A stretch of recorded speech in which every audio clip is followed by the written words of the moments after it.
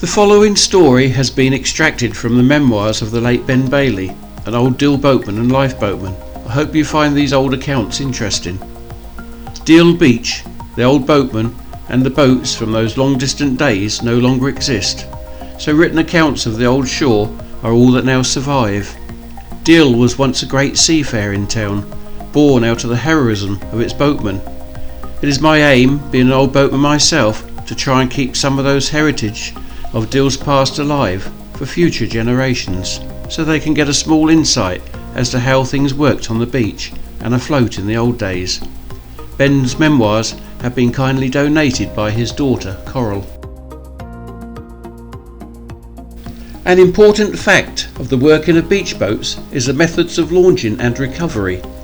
Whereas the harbour and riverman simply negotiates the entrance to his particular haven and then steams to his mooring or quayside, makes fast the boat and steps ashore without the need of any help, the beachman has a far more awesome job of both coming ashore and launching. In the days of the old Deal lugger, huge capstans were manned by the beach hands, often older boatmen who used to tramp round and round, pushing against the capstan bars, whilst the lugger was slowly being winched up the beach. Up until the demise of the beach in the 1980s, heavy-duty winches powered by converted car engines did the work of a dozen men. This improved winching conditions considerably. All Deal boatmen at some time or another envy the harbourman. I know I have on many occasions. His ability to put to sea and return home with the minimum of effort, barring the handling of a couple of mooring ropes. To understand why, one has only to run up and down the shingle bank a couple of times with sea boots on. The old-fashioned capstans have long since been superseded by the motor winch, but the actual handling of the boats up and down the beach still requires a good deal of hard physical work. Anyone wishing to set up a winch onto a naked beach plot must first sink moorings to secure it, and so preventing the winch and engine from pulling itself down the beach towards the boat. Any heavy mass will do. We've used old engines or water tanks filled with concrete and then dropped them into a hole dug in the beach.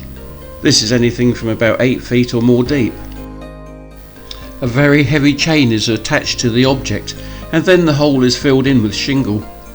The winch is centred over the mooring and secured to a large wooden timber, or in some cases a concrete platform is laid. It is then lined up with the blocks and chained on.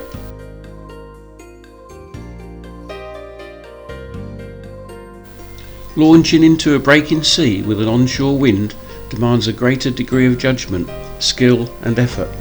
The boat is held further up the beach and greasy woods are laid from the stern down to the edge of the surf. 1 or 2 woods are held by helpers, what we used to call beach hands, who must be prepared to go into the sea, sometimes up to their thighs, in order to lay the woods as the boat passes over them seaward.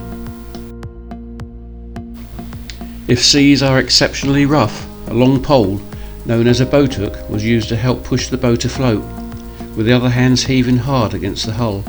The head launcher has to wait for a suitable calm in the swells, and be careful to time the launching right, or the boat will get knocked broadside and fill with water.